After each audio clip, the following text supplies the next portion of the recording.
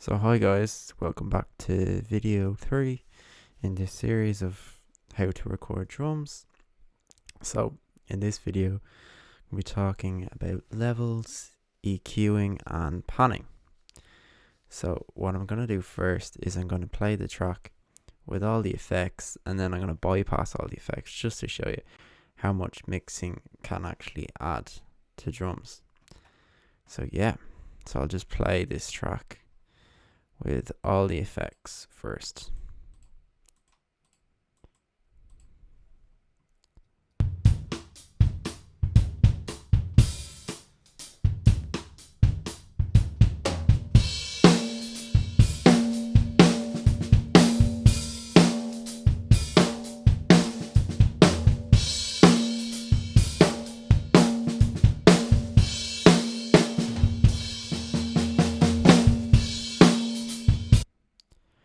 So that's with all the effects.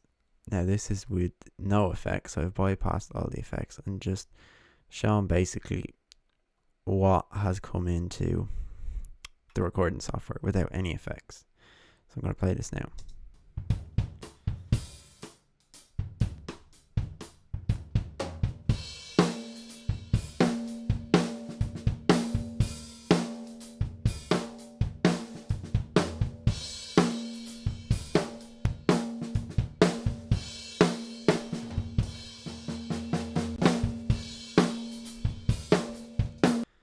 So as you can see, it's actually not bad, but there's definitely a few things, especially in the kick and the snare kind of room, that could be improved. So I'm going to talk about that. So the first thing I'm talking about is EQ. So I always start off with the bass drum EQ. So this is the EQ I use.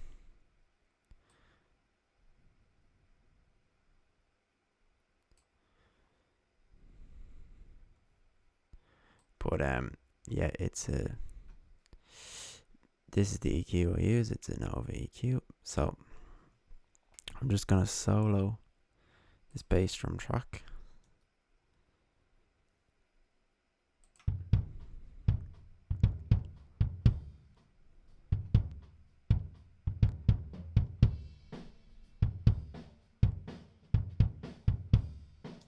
Okay, so I don't know if you can hear that, but basically what I've done is I've kind of got rid of all the highs.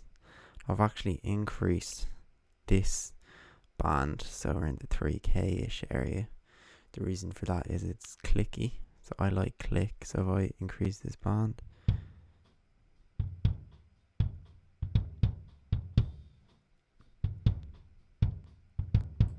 so you can kind of hear that's where the pedal starts to squeak. So I like a bit of that. Again, that's complete personal preference, but what you do want to increase is the around the 50 to 100 hertz. I actually got rid of 200 hertz here, because if I increase this band and show,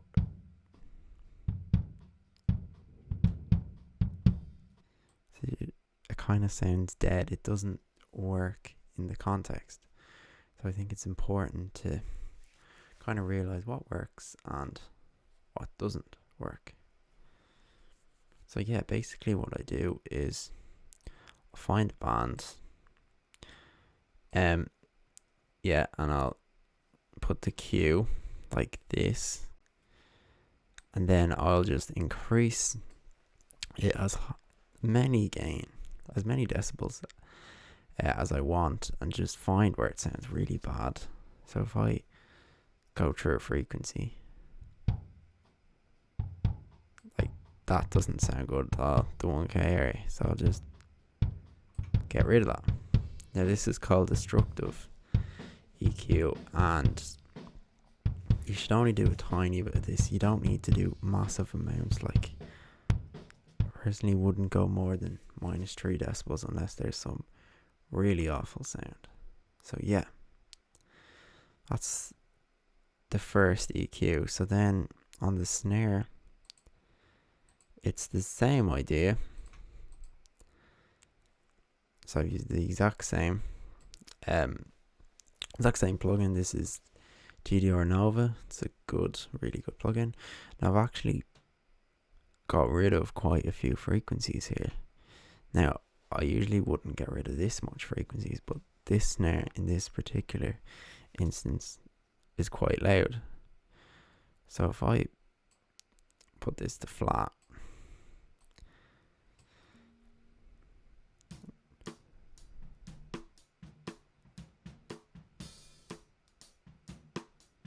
so as you can see, it's picking up quite a lot of the hi-hat, so just literally gonna get rid of that. So already I could nearly even go there. So basically the hi-hat is pretty much gone. And then this one, this around 400 hertz. I wonder, was it because it's too ringy? I'll have a look.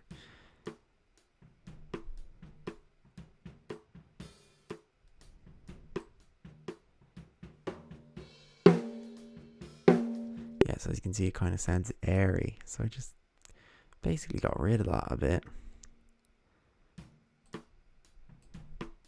And yeah, it sounds pretty good. Again, this is, you could do a lot more EQing, but I don't want it to get too complex. So yeah, and then the next thing I always do is the overheads.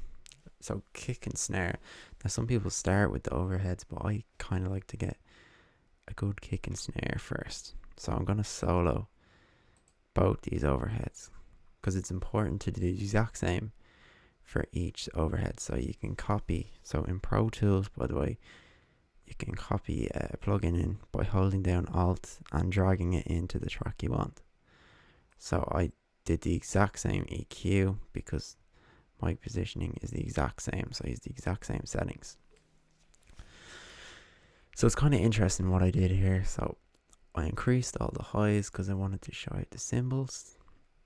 And I actually increased quite a lot of bass drum because in this particular track, I wanted to show a bit of bass drum. So that's what I did. And I got rid of a lot of the 500 kind of K because there was a bit of bleed from other mics. So that's what I did. And yeah. So what I'll do is, again, I'm gonna make this Q smaller and find a bad frequency and just decrease it.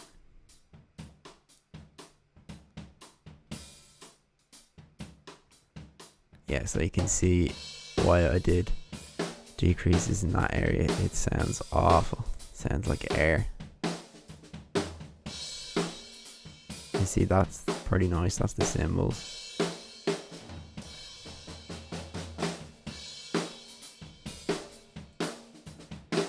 So if I increase the Q,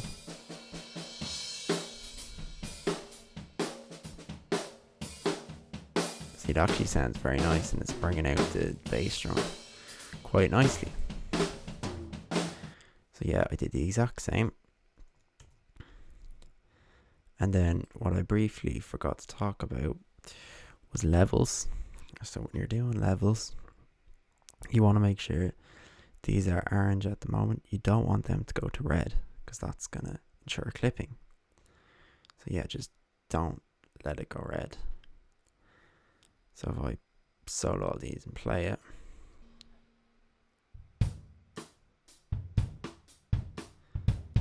there's no clipping, so it's all G. And then yeah, so basically just find the levels you want. If you want more bass drum, turn up the channel. If you want more snare, turn it up. Now I wouldn't do too much. I'd always put it a bit under minus as there's gonna be a lot of compression on later stages. The next thing I did was pan everything. So I just panned the way I play. So I panned the bass drum in center, snare to the left, overhead right completely to the right, overhead left completely to the left. And yeah, that's pretty much it for this video. So for the next video, I'm going to be talking about compression.